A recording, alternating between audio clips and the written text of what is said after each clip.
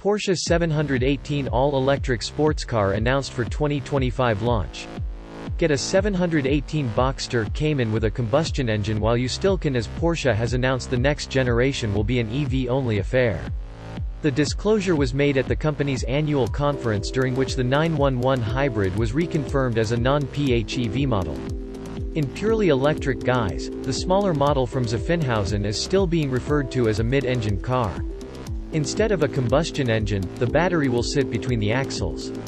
The third EV from Porsche after the Taycan and next year's Macan, the zero-emission 718 Duo will be the firm's first cars on the premium platform electric.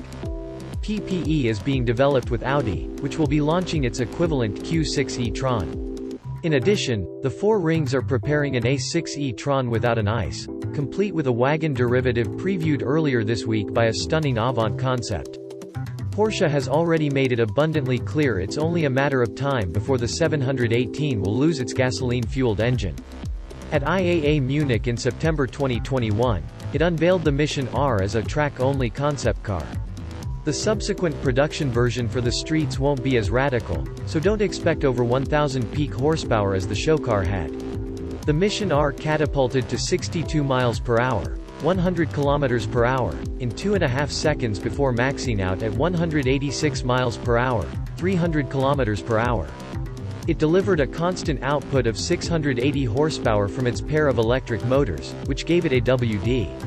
Despite being an EV, the concept weighed only about 1,500 kilograms, 3,306 pounds. To put that figure into perspective, it's only 85 kilograms, 187 pounds, higher than the Cayman GT4 RS weight. Although the Mission R was based on the Cayman's chassis, the 2025 production model will be an all-new development, without carrying over any parts from its ICE predecessor. Why? Because using the old bones would require making too many compromises, according to Oliver Bloom. He went on to say some modules will be shared with other vehicles, but the platform itself will be bespoke. The next-generation Macan, 911 hybrid, and 718 Boxster Cayman will help Porsche reach its decarbonization goals. 50% of annual sales to be represented by hybrids and pure electric cars by 2025, and 80% will be EVs alone by 2030. Keen drivers everywhere are lamenting the imminent demise of the internal combustion engine, arguing electric motors are not a good fit for a sports car.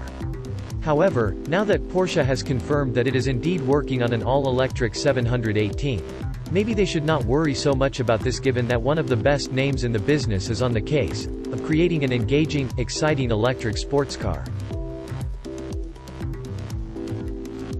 Porsche just announced, during its annual conference, that the next General 718, formerly known as the Cayman and Boxster, will only be sold with an electric powertrain. The automaker also announced the new electric sports car will debut in 2025, as well as the fact that the next 911 will be a non-plug-in hybrid. The decision to make the 718 fully electric might be a bit surprising from the automaker that has stated it wants to develop synthetic fuels to keep selling ICE sports cars even after most gas-burning vehicles will have been phased out. However, the 911 will be more of a halo vehicle, one that's also bearing the burden of tradition much more so than the 718, so that there is more room to play with the latter's formula. And given how remarkably good a job Porsche did with the Taycan, which still handles like a sports car, even though it's still a heavy 3-box EV, that also has to be a good practical proposition. With the 718, Porsche will be able to put even more emphasis on making fun and engaging, which it has to be, given that a raspy exhaust and shifting gears will not be part of the package. Speaking of shifting gears, Toyota has patented a design for integrating a manual transmission, with clutch, into a future sporty EV. It's all a bit contrived, at least that's the impression left after looking over the patent drawings, but the fact that Toyota is putting in the effort to even consider this, let alone patent it, is proof that it is important for certain drivers, important enough that Toyota just might do it. Furthermore, the Porsche Taycan does have a gearbox, albeit only a 2-speed unit only for the rear axle, but it does show the automaker is not one to follow the pack and give up on gears. The 2-speed transmission, created by ZF for Porsche and Audi, has drawn some criticism for being unnecessary complication, but Porsche engineers did have their reasons for including it: better acceleration off the line and better efficiency at speed. The next Porsche 718 sports car, the Boxster and Cayman, will be full electric, Porsche's CEO Oliver Blume has confirmed. An exact year isn't given, but he said, by the middle of the decade, we want to offer our mid-engine 718 sports car exclusively in an all-electric form. So this will be the third all-electric Porsche, after the Taycan and the upcoming Macan EV. It's a quick swing to battery power for Porsche. The Taycan last year sold more than 40,000 copies. Blume said the 718 will be a proper sports car. It will have the typical dimensions of a roadster. Always our EVs will be 100% Porsche, rather than being just oriented to EV competitors. When we made the Taycan, our benchmark was the 911. The Mission R concept showed the way for the new 718. Porsche very seldom does concepts that don't have a deeper meaning. The Mission R was a compact Cayman-like body built of innovative materials, with a 900-volt battery and twin-motor drive for high regeneration in race situations. The new 718 will likely come with both RWD and 4WD. Blume said the new electric 718 range will still be built at Stuttgart on the same production line as the 911, and will share some parts. We can assume that means some hidden body parts, and suspension.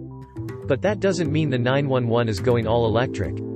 True, there will be a hybrid version, but Blume said this will be one of the highest performers of all the 911s. Others struggle to make money on EVs because of the battery cost. Porsche's finance boss Lutz Meschke told us the company is making 10% margin on the Taycan. Within 2 or 3 years it will hit the same fat 15% as it makes on its petrol cars, he added. So you can see why it isn't putting any brake on the electric transition. But even after 2030, there will still be petrol 911s, he said.